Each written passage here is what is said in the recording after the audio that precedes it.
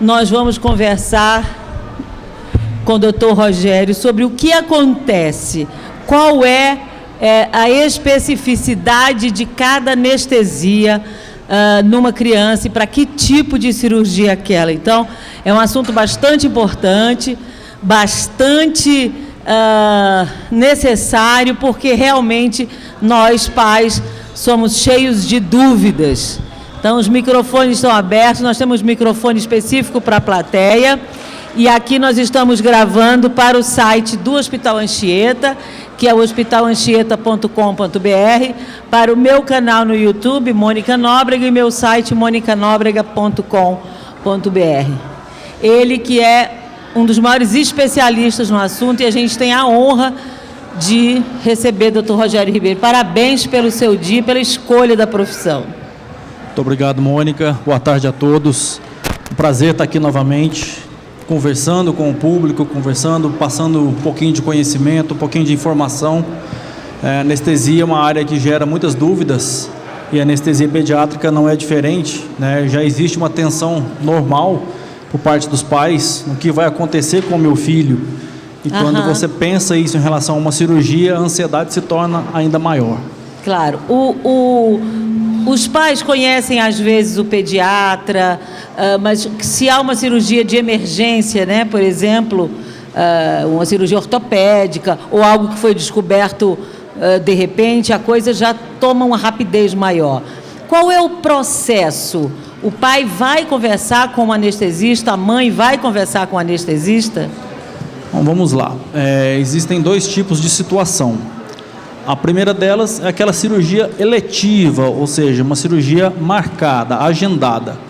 Então, vamos criar uma situação hipotética. A criança tem uma determinada patologia de indicação cirúrgica. Por exemplo, uma hérnia inguinal, uma hipertrofia de amígdalas que exige que sejam retiradas.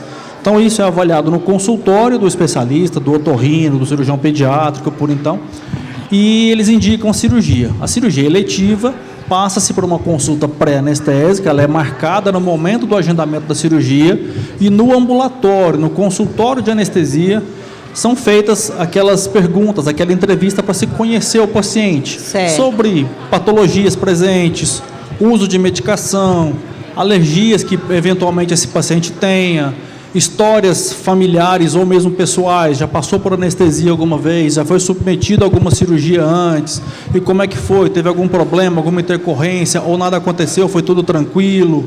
Então, essas perguntas são muito importantes e são feitas na cirurgia eletiva. Na situação de urgência, por exemplo, como a gente colocou no vídeo, a criança brincando, caiu e machucou, teve uma fratura, por exemplo, ou uma apendicite aguda, que exige uma cirurgia, uma intervenção mais rápida, e que não dá tempo de fazer essa consulta, nós fazemos isso diretamente no centro cirúrgico, ou então, quando a criança está internada, é pedido um parecer para a equipe de anestesia, e nós vamos até o quarto e conversamos com a família, para poder fazer as mesmas questões que fazemos no ambulatório. Ou seja, essas perguntas e essas informações vão fazer com que a anestesia seja praticamente personalizada, vamos dizer assim? Isso, na verdade, é mais para você detectar possíveis problemas antecipadamente. Então, por exemplo, determinada pessoa sabe que é alérgica a uma determinada medicação. Então, nós já sabemos que aquela medicação nós não podemos fazer. Já é um cuidado prévio que tem que ser tomado. Determinadas patologias que a pessoa tenha. Não, ele é asmático, por exemplo, ou essa criança tem alguma doença cardíaca, uma cardiopatia que me obriga a tomar determinados cuidados um pouco diferente daqueles que se tomaria no paciente que não tem essas patologias, por exemplo, né? Agora, em tese, uma criança que não tem patologia, vamos dizer assim, que é uma cirurgia mais fácil, porque a criança, por ser mais jovem, torna-se mais fácil. E a segunda questão, já emendando, quais são as principais diferenças técnicas entre a cirurgia de um adulto e uma criança? Bom, cirurgia não, anestesia, desculpa. Basicamente o seguinte, não quer dizer que vai ser mais fácil por ela ser criança. Eu diria que ela tem que ser específica para aquilo. No sentido de, existem muitas diferenças da criança e do adulto. Primeiramente, nós não podemos considerar a criança como um adulto pequeno. né? Eu não posso apenas me basear isso em relação a doses e fazer o cálculo por peso. Existem várias particularidades do organismo da criança que a diferenciam do adulto. Então, por exemplo, a intubação na criança tende a ser um pouco mais difícil do que a intubação no adulto. Quanto mais jovem a criança, mais frequente isso acontece, porque há uma desproporção entre o tamanho da cabeça e o tamanho do tronco. Os bebezinhos, eles têm um tronco maior do que, a cabeça maior do que o tronco proporcionalmente ao adulto. Com isso, a intubação pode ser um pouco mais difícil. A traqueia da criança é mais anteriorizada, ela fica um pouco mais para frente do que a do adulto. Então, o acesso à via aérea pode ser um pouco mais complicado. Para tirar um pouco do mito, quando o senhor diz entubar, que é uma coisa para a gente assim meio emergência, toda cirurgia é preciso entubar para que o paciente respire? No caso da cirurgia pediátrica, a grande maioria delas. Enquanto um adulto entende que eu faço um bloqueio lá na coluna dele, na perna dele, no pescoço dele, para anestesiar um determinado segmento do corpo, a criança não entende isso. Então, de qualquer forma, eu tenho que deixar essa criança inconsciente, para ela poder colaborar, não se movimentar. Então, geralmente, nós fazemos anestesia geral. E, muitas das vezes, a anestesia geral requer intubação, que é colocar um tubo, depois nós vamos demonstrar o que são esses tubos, insere esse tubo dentro da traqueia e conecta-se isso a um determinado tipo de ventilador e a criança passa a respirar através daquele aparelho. Terminada a cirurgia, desliga os anestésicos, ele começa a respirar sozinho novamente. A hora que despertou, nós retiramos esse tubo da traqueia, assim como fazemos no adulto. Basicamente, a criança também pode ter cirurgia por bloqueio, cirurgia por inalação, anestesia por inalação e geral, peridural, as mesmas? As mesmas coisas. Podemos e geralmente fazemos sim. Associamos, por exemplo, nesse caso do exemplo do desenho, mais uma vez, em que o Toninho quebrou seu braço, foi feito nele um bloqueio de plexo braquial, que é um termo técnico para uma anestesia apenas daquele braço. Porém, como eu falei, para que ele fique mais tranquilo, para que ele não veja, não se lembre de nada, a cirurgia transcorra tranquilamente, fazemos também anestesia geral. Então, quando ele acordar, por isso que no final está lá, entre aspas, que ele vai sentir que o braço está meio bobão, ou seja, o braço está anestesiado. Ele recuperou sua consciência, ele está conversando, ele vai se alimentar e o braço ainda vai estar dormente durante algumas horas até voltar ao normal. Isso tudo pela questão dele não sentir dor. Então, isso para o caso do bloqueio de plexo braquial, mas podemos fazer raquianestesia em criança, peridural em criança, bloqueio de nervos específicos em criança, sem qualquer problema. A importância da família nesse preparo, eu queria que o senhor falasse um pouco, e durante o início da cirurgia. Mônica, você tocou num ponto muito importante, porque é fundamental a participação, a orientação dos familiares a essa criança, seja uma cirurgia eletiva, seja numa urgência. Nós vemos situações, por exemplo, entendemos a ansiedade dos pais, né? aquele medo, aquele temor, é claro, mas se o pai, se a mãe entram chorando no centro cirúrgico, eles passam aquela emoção para a criança, é natural. Consequentemente, a criança reage àquela ansiedade também, e vem também mais nervosa, vem mais tensa, vem mais ansiosa. Então, nós tentamos, geralmente nós conseguimos conversar, brincar com aquela criança para poder tranquilizá-la. Se ela já vem de uma orientação prévia, mais ou menos o que nós colocamos ali no vídeo, o pai explicar para a criança, na linguagem dele, você vai dormir, não vai sentir dor, vai ser colocada uma máscarazinha, você vai respirar, vai sonhar, isso não dói. Nós tentamos ao máximo evitar que a criança veja agulhas, veja coisa que pode levar ele a um pensamento traumático. Então, acaba sendo bem mais tranquilo. Então, essa preparação, esse bate-papo, não só do profissional, ou seja, do cirurgião, do anestesista, mas dos pais, informando a criança, passando confiança para o seu filho, é fundamental. Alguém aqui já teve filho que precisou ser operado? Já teve? Leva o microfone ali para eu fazer uma pergunta. Qual foi seu maior medo? Porque eu também tive. Ah, para. Ninguém vai filmar você. Conta para. Então fala sem microfone. Qual foi seu maior medo na hora? Foi da anestesia? Anestesia, né? A gente não conhece bem. Você tinha medo de quê? De qual seria a anestesia? Dele morrer na anestesia? De não conseguir entubar, tá vendo? Ela já tinha mais informação. Esse medo é comum? Esse medo é comum. Acho que o medo, não só da criança, de qualquer pessoa. Quando se fala em anestesia, peraí, eu vou dormir, vocês vão estar mexendo em mim e eu não sei o que vai acontecer comigo, né? Então isso acho que gera uma grande insegurança. Segundo, eu vou acordar? E se eu não acordar? E se o meu filho não acordar? Né? Então, realmente, essas dúvidas elas sempre vêm. Se, infelizmente, tiver ocorrido alguma experiência desagradável em algum procedimento cirúrgico prévio, por exemplo, perdeu a veia, foi difícil entubar, no caso de criança, fez um broncoespasmo, fez um laringoespasmo, fez uma reação alérgica, porque ele não sabia previamente que ele era alérgico. Crianças, ao longo de sua vida, tomaram muito menos medicamento do que os adultos. Sim. Consequentemente, o conhecimento sobre alergias em criança é menor. Então, você pode descobrir isso apenas lá na hora que você administra a medicação. E aí, se ele fizer uma reação alérgica? Então, todos esses medos, eles se fazem presentes o tempo todo, né? E é natural que os pais tenham esse medo. Até porque, quando a gente olha aquele tubo, a gente fala, como é que isso vai fazer a curva? Como é que isso vai descer, né? E outra coisa que acontece é que você vai fazer uma cirurgia, qualquer que seja, ou seu filho, você vai dizer para alguém, pois é, meu filho amanhã vai fazer uma cirurgia, vai entubar.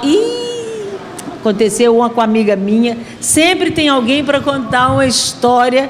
E às vezes não é nem alguém próximo, né? É o primo do amigo, do vizinho, de não sei quem. Sempre tem mas sempre tem alguém para te trazer uma notícia que não te agrada muito e, consequentemente, aumentar o seu medo. E que não tem nada de didática ali, né?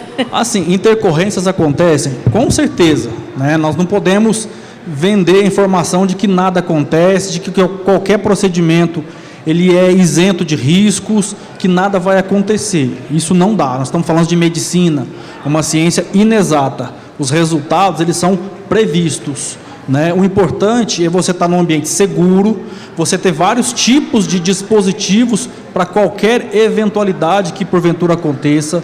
Então, é isso que faz a diferença dos mais variados serviços que você pode ter. Sim. Né? A experiência é importante, claro. Conhecer o anestesista antes de entrar na sala, eu acho isso fundamental. Antigamente a gente entrava no centro cirúrgico, via um olho ali, olha, eu que vou te com touca, máscara, você não sabe nem quem é o rosto da pessoa. Exatamente, isso era horrível, não sei quem é essa pessoa. Eu não sabia ainda nada acontece, de mim. Como eu falei, numa situação de emergência, por exemplo, não tem como. Mas hoje em dia, com as consultas pré-anestésicas, isso vem diminuindo muito, o que aumenta muito a segurança, o conforto e, claro, a confiança da família, do paciente durante a cirurgia. A mamãe aqui, que está com 2 bebês aqui na frente, já teve alguma cirurgia em algum deles? Tem algum medo, assim, se você imaginar uma cirurgia? Põe um microfone para ela. Como que é seu nome, querida? Lorena? Lorena, fala pra gente aí qual que é o seu medo. Leva para lá, por favor. Da criança não acordar, né? Entrar na anestesia e não acordar. Como é que é esse acordar? É uma boa pergunta. O que acontece? Isso, na verdade, a gente tira a consciência do paciente, não só da criança. Qualquer anestesia, a maioria delas, principalmente a anestesia geral, ela é feita com o paciente inconsciente, para que ele não lembre, não ouça, não só sinta dor, faz parte também do conforto para ele. Então a gente, enquanto paciente, fala, e eu vou acordar? Agora, enquanto pai ou mãe, e meu filho vai acordar? Então, o que é isso? Existem vários tipos de medicamento porque nós tiremos a consciência do paciente. Ele pode ser feito tanto via endovenosa, pode ser feito por máscara, pelo próprio tubo de respiração, gases anestésicos. Então, mas uma vez que você desliga essa medicação, você para de infundir, de fornecer esse medicamento, é questão de minutos para que esse paciente volte a acordar. No passado, esses medicamentos eram extremamente potentes, então estavam ainda no começo, consequentemente demorava horas, até dias. O paciente acordava da cirurgia agora, tudo bem, conversava, só que ele só ia ter memória no dia seguinte, às vezes. Nossa. E juntamente, associado, às vezes, a um grande desconforto, né? Uma sensação desagradável, com muita náusea, vômito, cefaleia, que é a dor de cabeça. Hoje em dia isso é mais tranquilo, o despertar é bem mais precoce. Especialmente a tal da peridural hack, né? todo mundo dizia, vai tomar RAC, vai ter dor de cabeça insuportável para o resto da vida. Exatamente. Isso é mito hoje? Não, ainda acontece, em números bem menores. A dor de cabeça por conta da RAC, ela é mais comum em mulheres jovens. Pode acontecer em homens, em idosos, em crianças? Pode, mas é mais comum nesse grupo que eu mencionei. Hoje em dia, com as agulhas cada vez mais finas, com um tipo de ponta que já foi desenvolvido, que nós chamamos de ponta de lápis, é uma boa hidratação, alguns cuidados que nós tomamos com o paciente, isso acontece em valores muito menores do que acontecia no passado. Então, hoje em dia, com o volume cirúrgico que nós temos aqui no hospital, os nossos índices estão no limite inferior ao que a literatura coloca, por conta desses cuidados. Acontece, mas nós passamos aí meses sem ver nenhuma paciente com cefaleia. No caso de criança, particularmente, eu nunca vi. A gente sabe que pode acontecer, mas é bem mais raro mesmo. E é impressionante como o Dr. Rogério e outros anestesistas usam da psicologia para encantar e buscar a confiança das crianças, falando de super-heróis, para colocar o monitoramento no dedo, aí fala que é uma luz especial da força. Então isso tudo encanta, coisa que na minha cabeça era meio frio. Vamos lá, põe a injeção e tal. Então isso é muito bacana, porque a criança vai relaxando e vai adquirindo confiança, né? Exatamente, Mônica, porque imagine nós, adultos, né? Eu gosto sempre dessa comparação. Você chega no centro cirúrgico, se alguém falar, vou colocar uma agulha no seu braço e funcionar uma veia, ninguém acha isso legal, mas você concorda. Você estica o braço, dói, mas ok. A criança, fala para ela, vou botar uma agulha no seu braço.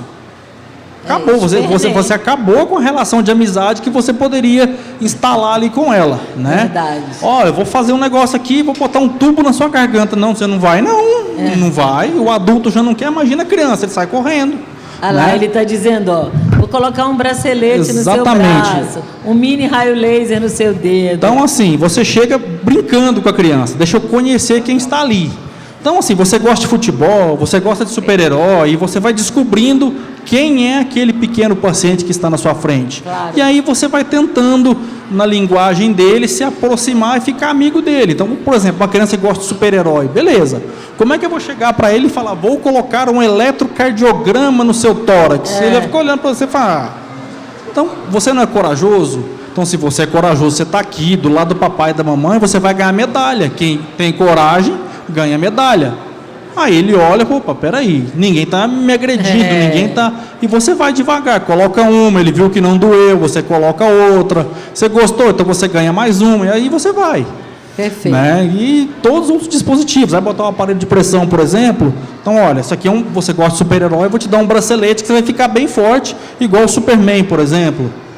Né? E aí você vai, e a criança vai deixando, isso, exatamente. Como é seu nome? Eita, Ferreira. Pode. Estamos aqui com uma pergunta, o seu nome? Boa tarde, Mônica. Boa tarde, doutor Rogério. Meu nome é Eduardo. Prazer. Eu gostaria de saber, doutor, os níveis de sedação. Quem estabelece? É o profissional de anestesia? Em acordo com o cirurgião? Quem estabelece os níveis de sedação? Vamos lá. Essa pergunta que ele fez é bastante interessante. Porque é o seguinte, primeiro que sedação é um tipo de anestesia. Então, obviamente, ela não precisa ser unicamente feita pelo anestesista, mas por algum médico que esteja fazendo a sedação única e exclusivamente. Então, por exemplo, você vai fazer um exame de determinada clínica, o ideal é que esteja um examinador e alguém fazendo a sua sedação. Normalmente, claro, um anestesista, que é quem tem mais habilidade com medicações, doses, conhecimento de drogas e até mesmo algumas eventualidades que possam ocorrer. E o nível dessa sedação ou dessa inconsciência, ela vai muito de acordo com o procedimento necessário. Então, quem vai indicar isso é o próprio anestesista. Claro que existe um bate-papo prévio com o cirurgião. O que você vai fazer exatamente no caso desse paciente? Por exemplo, uma anestesia geral, vou fazer um apêndice por vídeo. Então, tem que ser uma anestesia geral. Então, aí já deixou de ser uma sedação para eu preciso de níveis mais profundos de inconsciência. E hoje existem aparelhos em que eu consiga, que me dão algum norte em relação a essa profundidade dessa anestesia. Se o paciente tem chance de estar acordado e ter memória, ou se ele está muito profundo, eu preciso até superficializar ele um pouco, ou se ele está em planos adequados. Ou, por exemplo, que é muito comum no dia a dia, vai fazer um exame, seja ele um exame radiológico, sob sedação, uma endoscopia, uma colonoscopia, em que a sedação é para dar um conforto àquele paciente. Eu não preciso deixar ele completamente imóvel, igual uma anestesia geral, é apenas para dar ali um conforto. Então você faz uma anestesia com a dose mais baixa, o tempo todo, claro, monitorizando e cuidando desse paciente. Então isso vai muito de acordo com cada procedimento a que esse paciente vai ser submetido, e uma conversa prévia com o profissional que está fazendo aquele procedimento. Ou seja, o cirurgião diz o que é a cirurgia, o anestesista mapeia e prevê o grau... E faz a indicação da melhor técnica anestésica para aquele caso. Ok, Eduardo? Obrigado. Obrigada a você. Eu vou convidar todos para ficarmos ali perto daquela mesa, que nós vamos continuar, o anestesista nosso aqui vai continuar, doutor Rogério, explicando e mostrando cada aparelho usado para entubar, para segurar a língua, para injeção, para que a gente possa ter um pouquinho mais de afinidade com a anestesia dentro do centro cirúrgico. Vamos lá. Doutor Rogério Ribeiro. Vamos lá, então. O que nós temos aqui? Então, vamos por partes. Vamos imaginar que a criança chegou ao centro cirúrgico, chegou lá bastante ansiosa, bastante tensa, a mãe chorando junto, com medo do que vai acontecer e tal. Então, a gente tem que ganhar aquela confiança da criança inicialmente. Então, a gente enche uma luva, faz uma caretinha, faz um desenho na luva, entrega para a criança e vai conversando. À medida que você ganha a confiança dela, a gente começa a monitorização. Então, isso aqui são eletrodos que nós colocamos no tórax do paciente. Existem vários tamanhos, esse aqui é para uma criança maior, até mesmo para adulto, mas tem até pequenininhos para os bebezinhos, né, bem menores, para os recém-nascidos. Então, você coloca e serve para que nós coloquemos um eletrocardiograma intraoperatório. São colocados aqui no tórax. Se alguém já fez eletrocardiograma, é a mesma coisa. Para começar a monitorar a frequência cardíaca, é isso? A frequência e também o ritmo cardíaco, né? Não só o número de batimentos, mas como é que estão as ondas eletrocardiográficas daquele coração, né? Tivemos um probleminha técnico aqui que enrolou, mas tudo bem, acontece. Ok, colocados então essas medalhas que nós chamamos para as crianças, para que eles nos permitam que a gente coloque isso neles, não dói. A gente até brinca que ele pode depois levar para a escola, que ele pode deixar. Tem criança que fica uma semana sem querer tomar banho depois, a mãe não gosta muito, mas deixa lá, que é uma forma de deixá-los mais tranquilos. Então você coloca, tem as posições específicas para cada caso, tem com 3, que é esse caso aqui, tem com 5 derivações. Ok? E você coloca, ele já começa a ver na tela do monitor esse batimento, e aquilo já chama a atenção da criança. Ele fala, uai, alguma coisa está diferente, alguma coisa está legal, tem um brinquedo legal aqui em mim, né? Segundo passo, outra coisa que não incomoda, que não é invasivo, nós colocamos um oxímetro de pulso.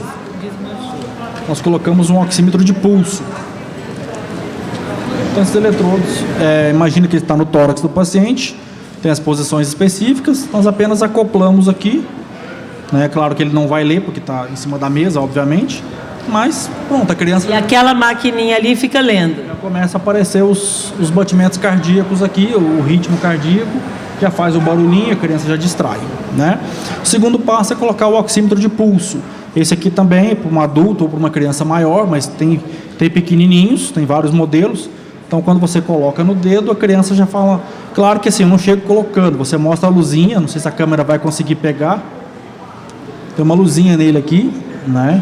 Em que nós dizemos, olha, você é muito corajoso, já ganhou as medalhas, você não gosta de super-herói, que tal você ter um poder de raio laser no dedo?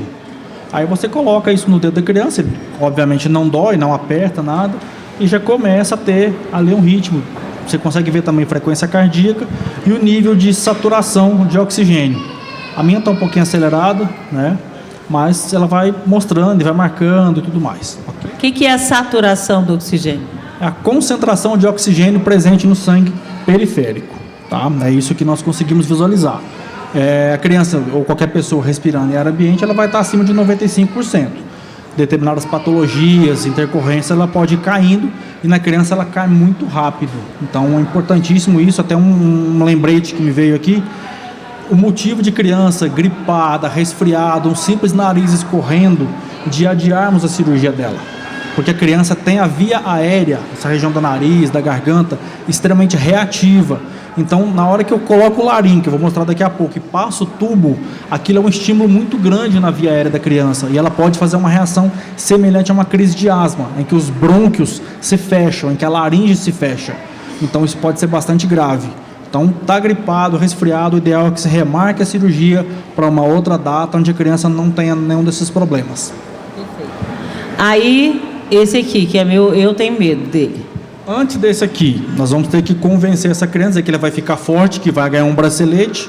Temos aí inúmeros modelos, né? Desde para a criança pequenininha até as crianças maiores, que é para medir a pressão, todo mundo conhece, né? A gente coloca, a gente só dispara ele na hora que a criança já dormiu, porque aperta o braço. Aí, ou seja, eu ganhei a confiança dele até aqui, vou botar um negócio que vai apertar o braço, ele não vai deixar. Então, nós colocamos no braço da criança, mas não conectamos, não insuflamos ainda. E ele está todo monitorizado, todo bonitão ali, ganhei a confiança dele. Aí o que nós vamos fazer? Eu vou dizer para ele que ele vai começar a dormir e nós vamos começar a brincar. Como é que a gente faz isso? Vamos brincar de astronauta, por exemplo. Então nós colocamos uma máscara para que ele respire e ele vai brincar de astronauta. No que ele respira, a gente liga o anestésico e a criança respira aquele anestésico e dorme. Nesse momento, aí sim, ele já não está vendo mais nada, lembrando de nada, sentindo mais nada. E aí sim que nós vamos começar a insuflar o manguito da pressão.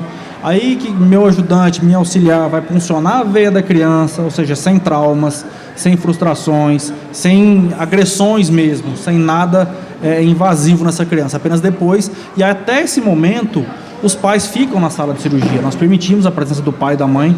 Nesse momento, a criança dormiu, aí sim ele sai, vai para a sala de espera até terminar a cirurgia, para quando acabar ele ir para a sala de recuperação juntamente com essa criança. Então, com a criança, depois que ela respirou através desse, é um dos dispositivos, existem vários. Esse é chamado sistema de Baraca, que nós temos a máscara associada a uma mini traqueia, um conector, onde nós conectamos o gás e o oxigênio, e aqui uma bolsa que eu ajudo a criança a respirar se for necessário. Com a criança já dormindo, aí sim nós procedemos à intubação traqueal, que aí nós utilizamos esse aparelho que a Mônica perguntou, que é um laringoscópio.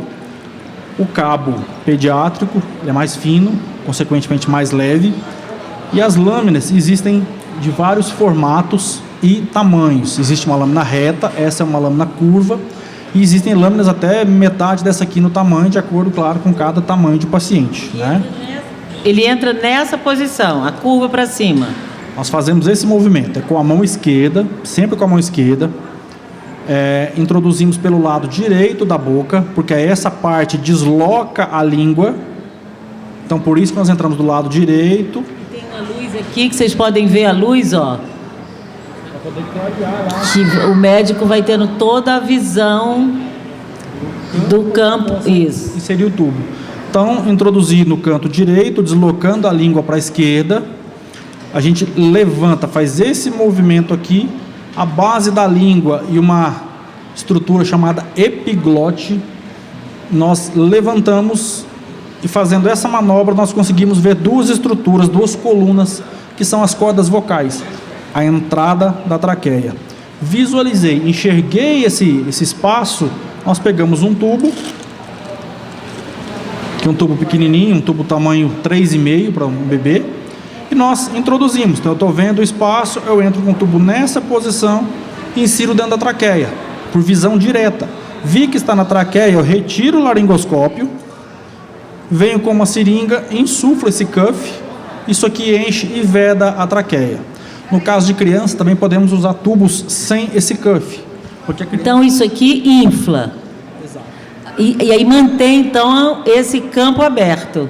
Mantém, na verdade, a traqueia fechada. Imagina que a traqueia está aqui na minha mão, eu coloco esse tubo aqui, quando ele insufla, ele tampa completamente isso aqui. Essa é a intenção. Geralmente, hoje já se usa tubos com balonete em criança. No passado, esses tubos eram praticamente sem o balonete. Por que isso? Mais uma diferença da criança em relação ao adulto. A via aérea dele é mais estreitada, né? Existe um pequeno estreitamento depois dessa epiglote. Então, no passado acreditava-se que a insuflação desse tubo poderia lesar a traqueia da criança, e hoje sabe-se que não. Claro que você vai colocar uma pressão bem menor de ar apenas para vedar e moldar a traqueia da criança. Agora, Mônica, vamos supor que a intubação dessa criança seja difícil, por qualquer motivo que não foi visto anteriormente. Isso pode acontecer no adulto e pode acontecer na criança. Então, existem algumas saídas, alguns dispositivos que nós podemos utilizar para intubação? Existem.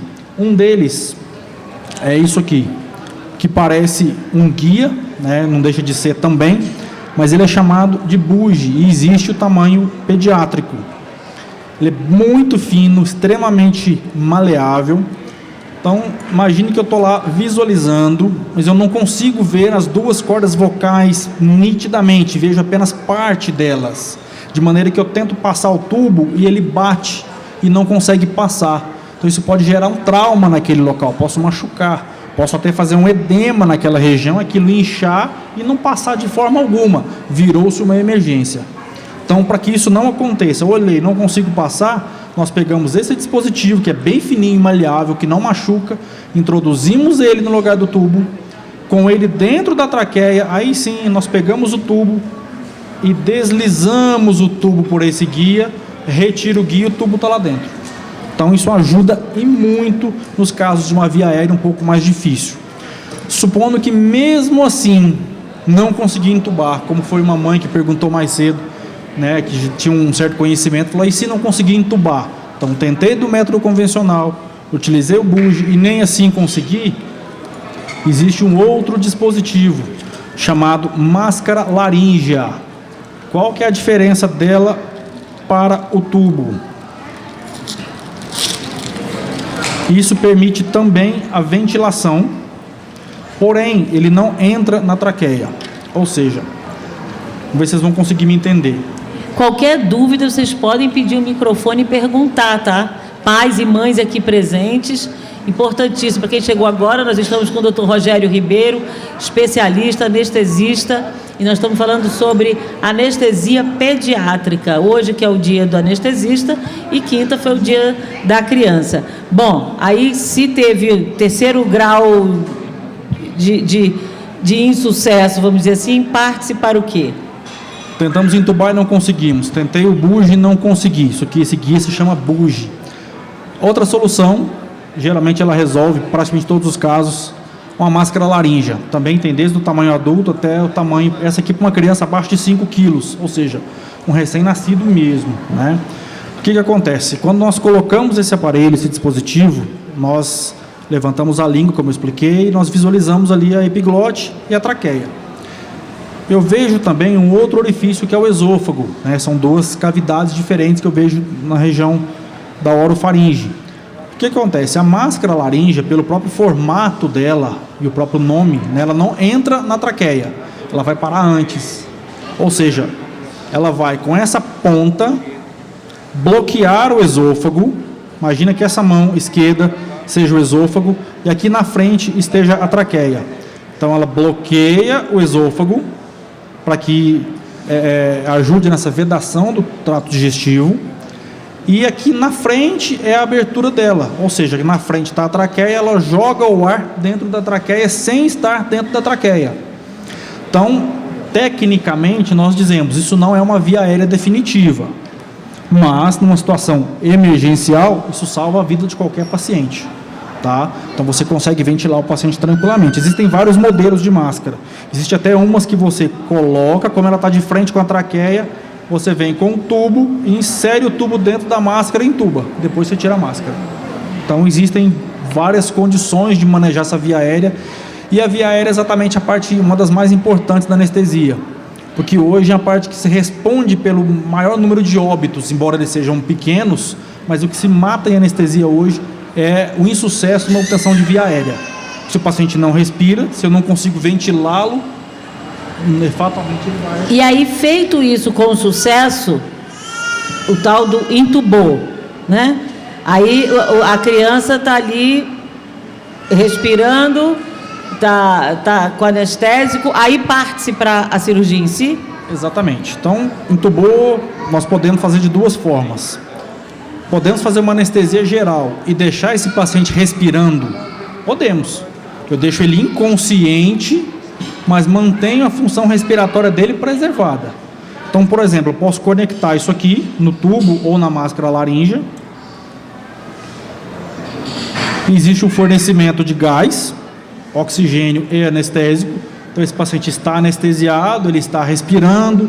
Eu vejo esse balão se movimentar. Caso o paciente não respire adequadamente, eu ajudo ele aqui, faço uma ventilação assistida. Posso também conectar, em vez desse dispositivo, no próprio aparelho de anestesia? Posso fazer da mesma forma.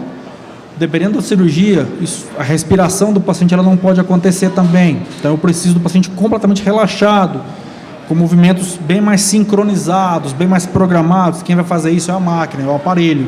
Aí eu faço uma medicação em que bloqueio completamente a respiração desse paciente e a máquina faz todo esse trabalho. O paciente está conectado a uma máquina, a máquina faz a ventilação, mandando oxigênio e anestésico para o pulmão.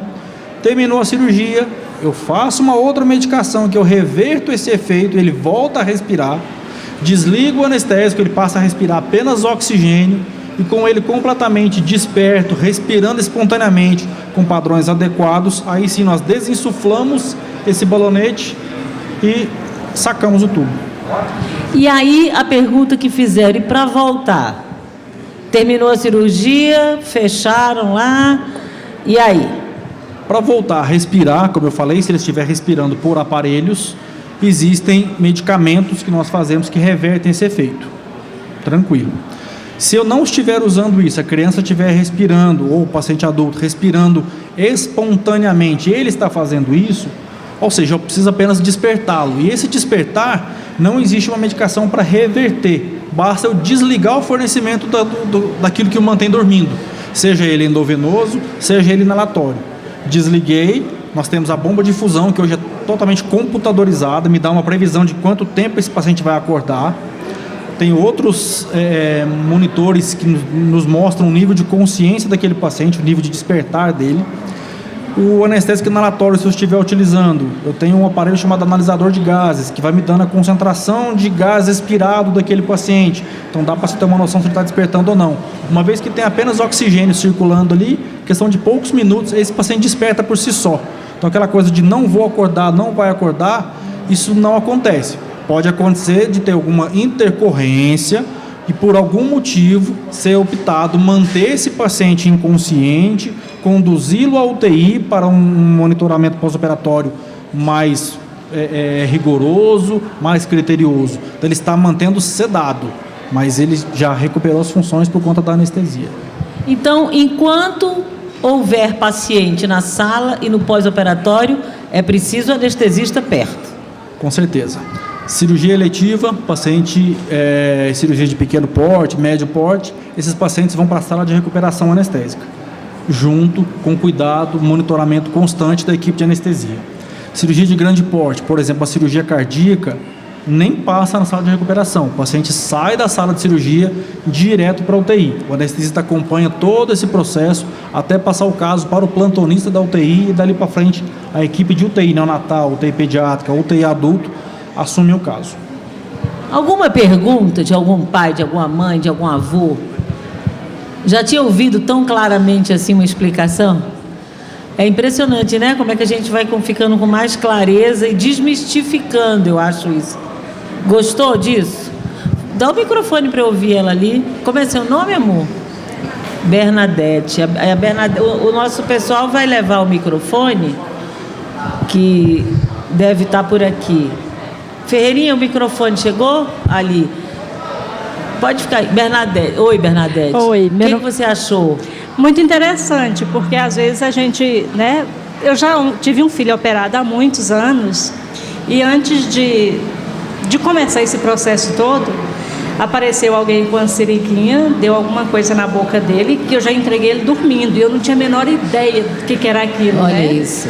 E eu fiquei curiosa até e já ia perguntar se foi só um calmante, mas um calmante poderoso, porque ele dormiu em segundos. Foi muito bom essa pergunta que ela fez.